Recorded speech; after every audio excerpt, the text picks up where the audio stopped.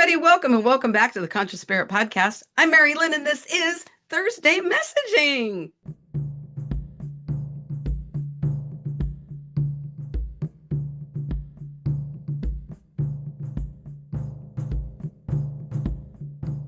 Okay, I'm going to bring up 3 cards. You'll have just a little time to take a look and see which card you want to choose. Choose 1, 2, or all 3 of them. Take what resonates and leave the rest. These messages come directly from Spirit in the moment. They are timeless and they are very generalized. They could affect any area of your life. They could be past. They could be giving you insight into something you've already experienced. Maybe it's something you haven't experienced yet and it's coming up in the future.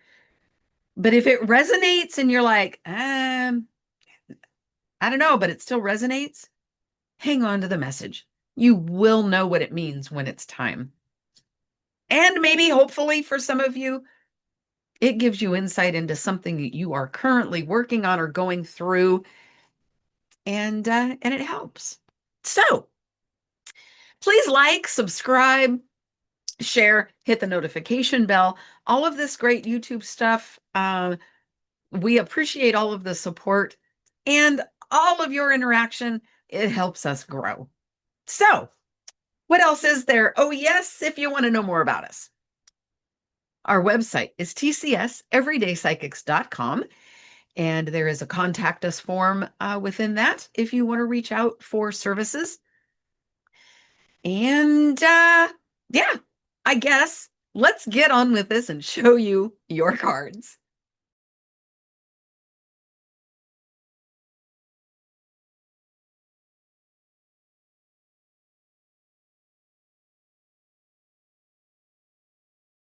Group 1, you've chosen commit, and what a huge card this is. Really huge. I'm going to choose some runes, and let's see what this message is going to be. Oh, this threw out, ooh, the dice cup. Chance. I have just gone absolutely blank. Perth. Hidden mysteries. Let's see. What else do we have? That's also intuition. All right. Let's see. We've got, this is Uruz. This is the strength. Oh, yes. Slow and steady. The perseverance. Hard working. Commitment takes hard work, doesn't it? It also takes trusting our intuition. Commitment really can be a roll of the dice. Commit. So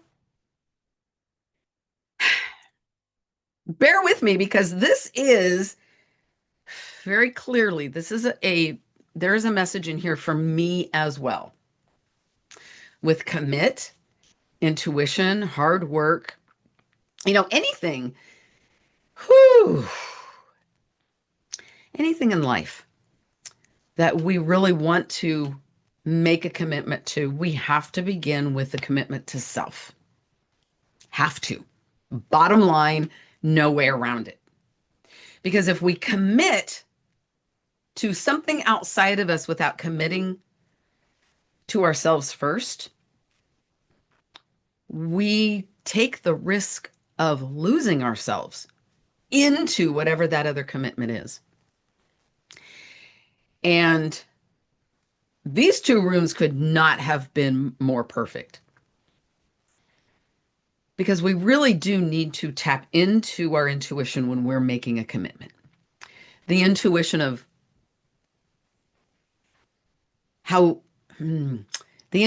is this for my highest good?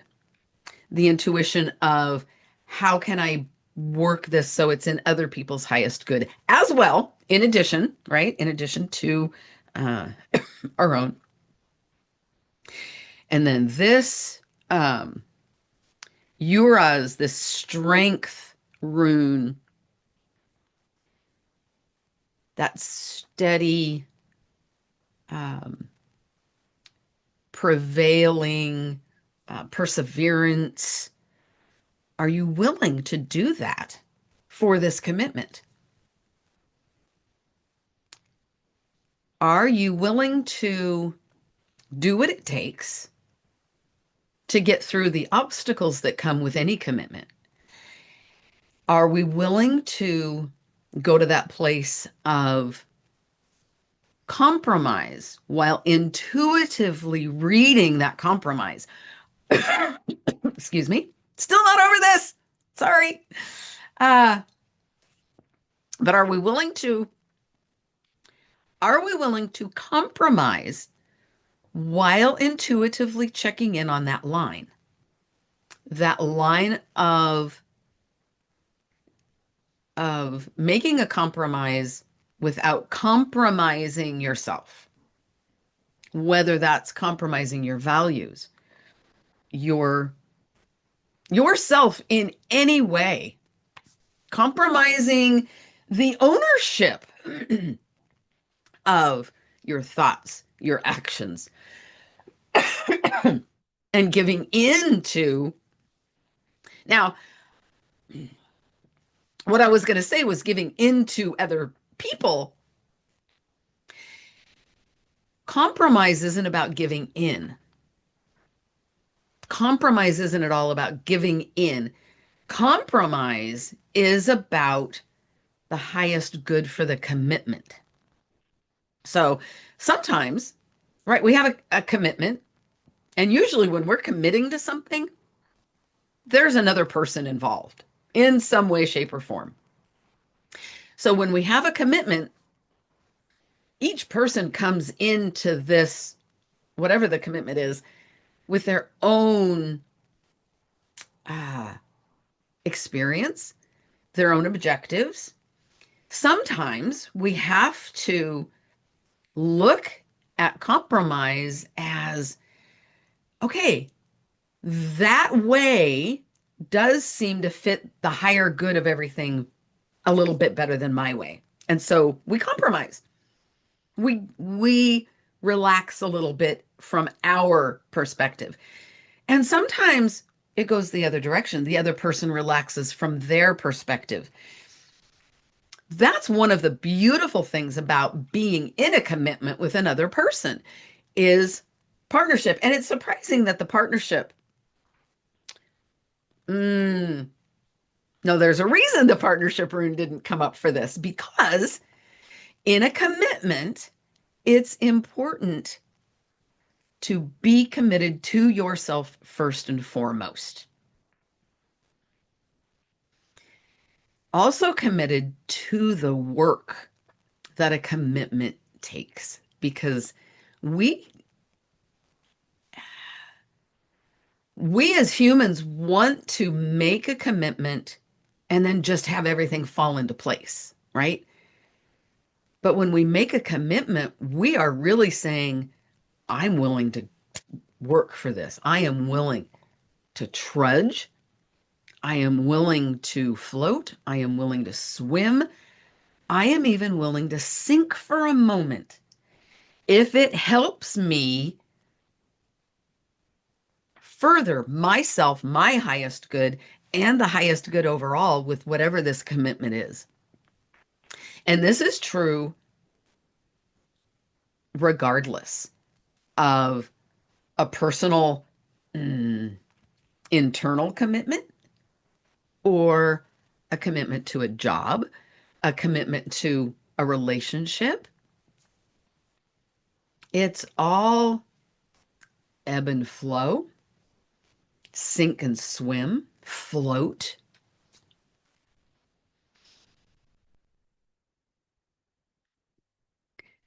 Being able to trust ourselves within a commitment is a beautiful, beautiful thing. Is it risky? Always. Always.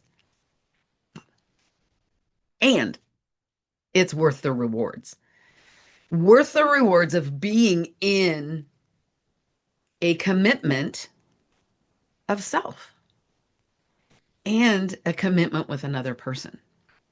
we have to remember it takes hard work, and we have to be very cognizant of ourselves, and not in an ego way. Ego comes up, sure, we can't get away from ego, but keeping the ego in check when it does come up, is the ego coming into play to teach us a lesson? Or is it coming into play to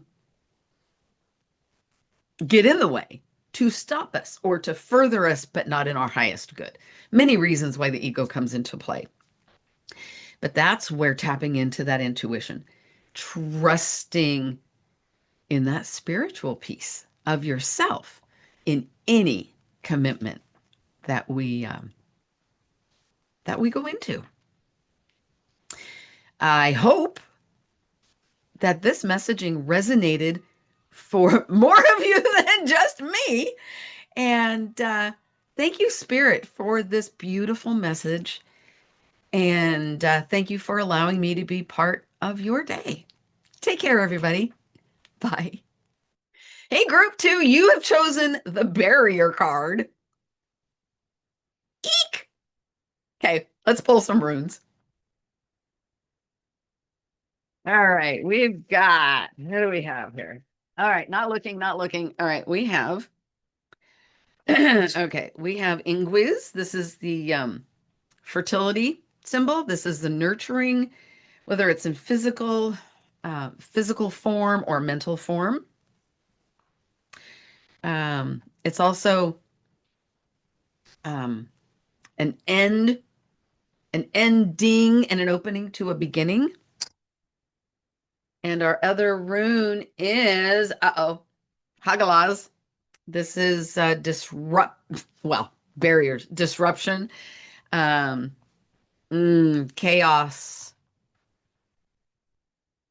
All right, so nurturing and chaos with a barrier. So, okay, group 2.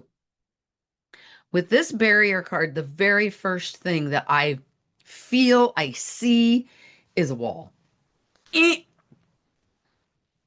Nothing is getting through. Nothing is getting through. Now they're showing me a barrier that you put down to protect the garden from weeds. Well, it's been my experience that when I put down that barrier to protect against weeds, whatever I'm trying to grow typically doesn't grow as well. Because of, this is going to revert back to group 1. And the only thing I'm going to say here is when you put a barrier down to something that you have made a commitment to in an effort to lighten your load, to lighten how hard you have to work, there's some ego involved there. Sometimes the easy way isn't always the best way. Sometimes it takes a very difficult and sharp happening for us to really grow and maneuver outside of any barriers that we have placed. So if you felt at all drawn to the first card, to commit, go ahead and I ask you to watch that. There might be a message in there for you too. But anyway, I digress. I come back to the barrier. Whew. Typically, when we have a barrier in place, we are trying to do one of two things. We are trying to avoid chaos, or we are trying to stay in chaos. A barrier of any kind can do either one. It can keep us out of a chaotic situation that will help us grow and learn, keeping us safe and keeping us small. But a barrier can also keep us in chaos. It can keep us in disruption. It can keep us in anger. It can keep us from growing and really nurturing ourselves. Because if we are separated, that's what a barrier is. It is a separation. It is a segregator. If we have a block of any kind, we can't nurture and grow. We can't allow any type of spiritual growth, mental growth, physical growth. So these two runes together, man, they go together so well, because in order to nurture, you have to allow disruption and chaos to move. You have to allow it to come in and to work through it and move through it and out of it. And if you're in it, excuse me, sorry, I'm still not over this, but it's so much better, all. It is so much better. Uh, if you're in that place of chaos and you have the barrier up to stay in that, oh, golly, the relief that you can find by letting the barriers down and working through the chaos to a place of flowing. It's beautiful. Scary sometimes, yes, but oh, so beautiful. Barriers, spirit is there, what I'm asking is there a good time to have a barrier, a true barrier? And the answer is no. Do we really need barriers? Only on very rare occasions, right? We need to shut down to regroup. We might want to put a barrier up and like, screw you, world. I need to go in and I need to really touch base with my heart space, touch base with my higher self. I really need to shut out everything so I can separate my own thoughts and understand and really begin to nurture myself within. But those barriers are very short-lived. They're very situational and very specific, and they're not meant to be up for an extended period of time. Like very limited amount of time, honestly.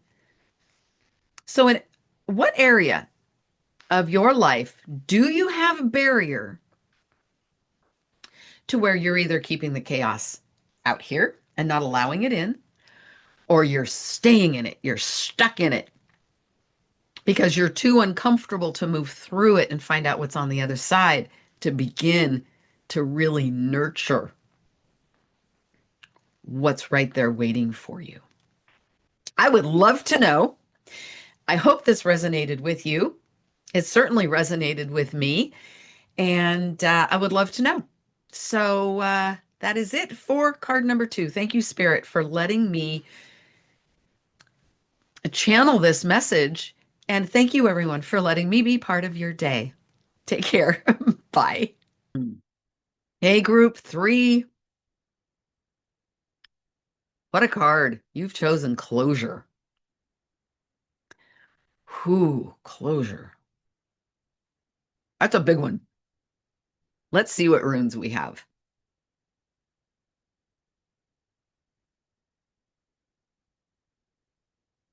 We have Isa. This is the, stillness. Icicle.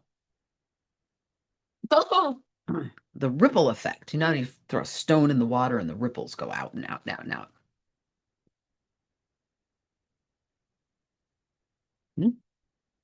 All right.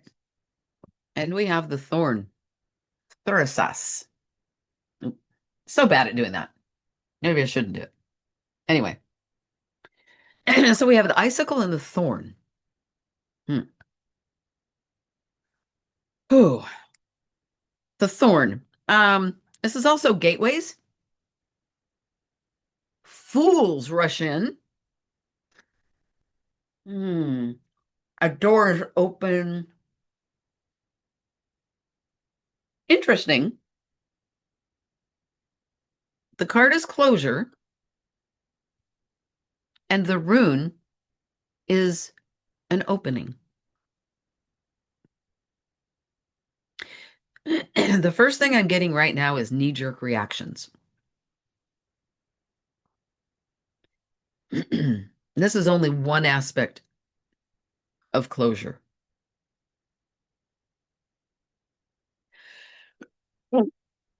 Excuse me. I'm so sorry. I'm still not over this cough. But oh my goodness, it's so much better. It's so much better. Okay.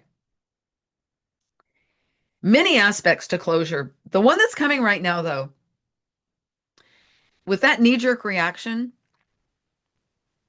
some of you out there, and I think I have been guilty of this too, we are so quick to close the door on one thing to open the other door to see what's behind door number two.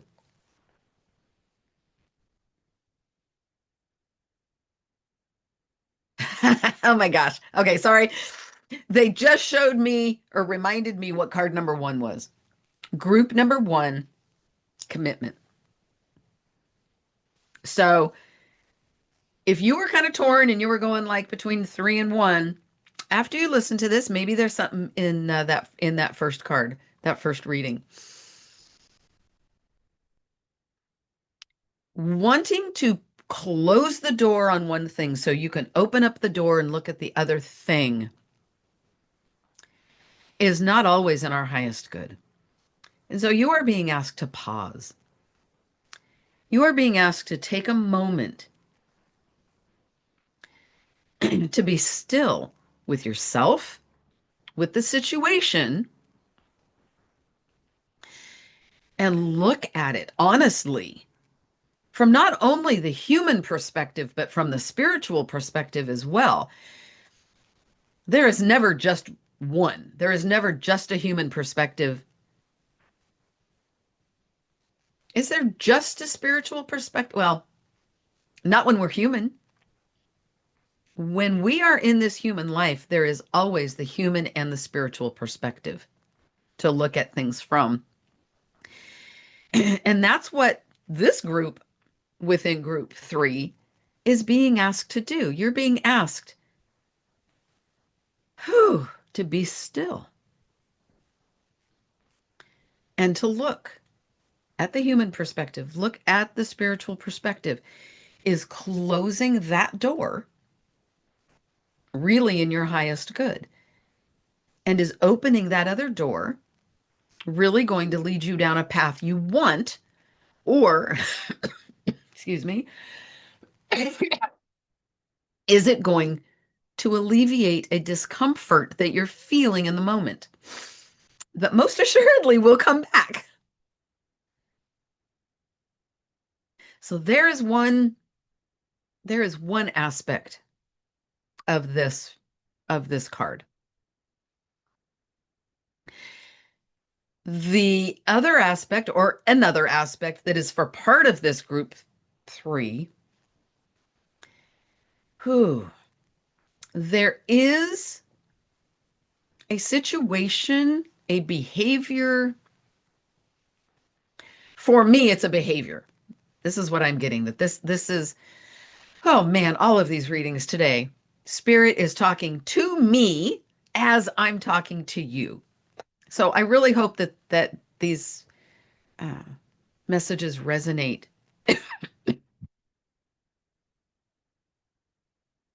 That they resonate in some area of your life.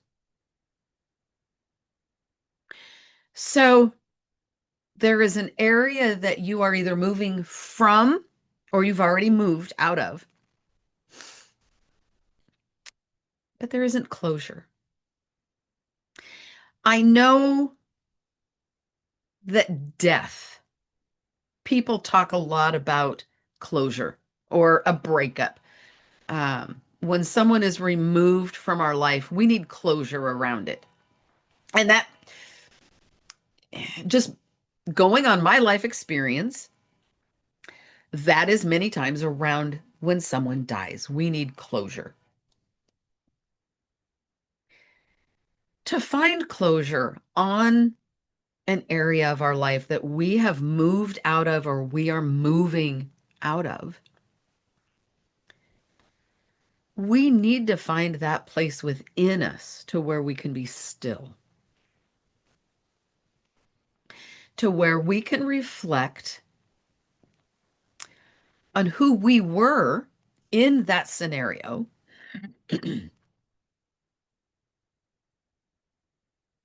And also reflect on who we are now in the moment and who we are working to be in the future. That alone can bring closure. That alone can be enough to say, I am not that person anymore. I can truly step away from that storyline. I can step away from that story, that storyline, that behavior, that vibration. I can step away from that vibration and I don't need to carry it forward with me. I have no intention of going back to that energy, to that vibration. I stand in who I am today as I move forward into who I am trying, not trying to be, but I'm who I'm working toward becoming in the future.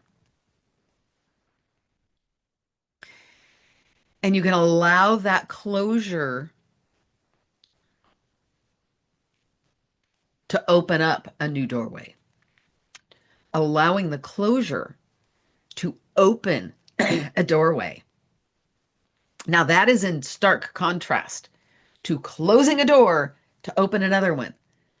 Very different things. Some of you, that's what you want to do. And you're being asked to look at that and to make a decision. And then there's this group of you who you're being asked to allow closure to happen. So that new doorway, that new avenue can open up, can be a part of your choosing to allow it to come to fruition. Hmm. And it all comes from a place of stillness within ourselves. That space within our heart where our human and our spirit join, to where we can see perspectives more clearly.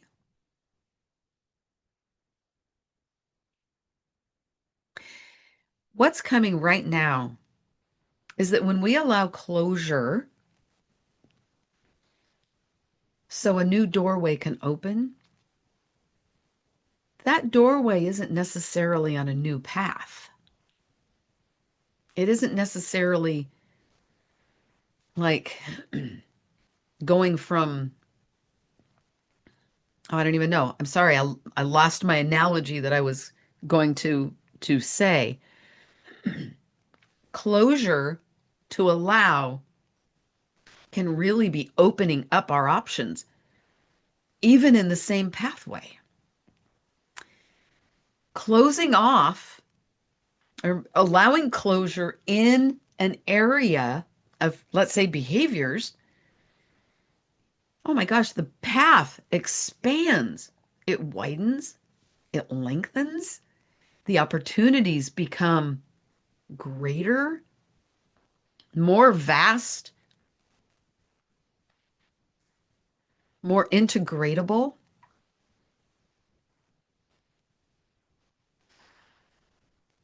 Many times So sorry. Many times when we do that knee jerk, close the door, open a new one, we close the door to a very narrow path and we're opening a door to a very narrow path. But when we can allow closure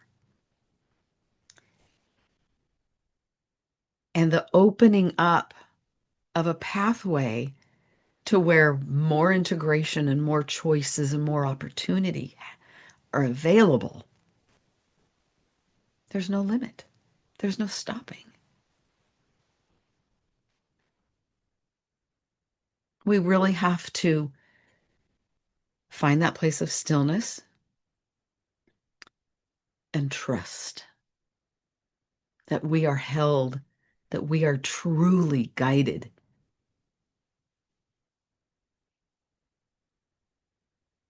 That is what I get with this closure card. Thank you, group number 3, for allowing me to be part of your day. Thank you, Spirit, for this messaging. Yeah, I have a lot of food for thought right now. Looking very, very forward.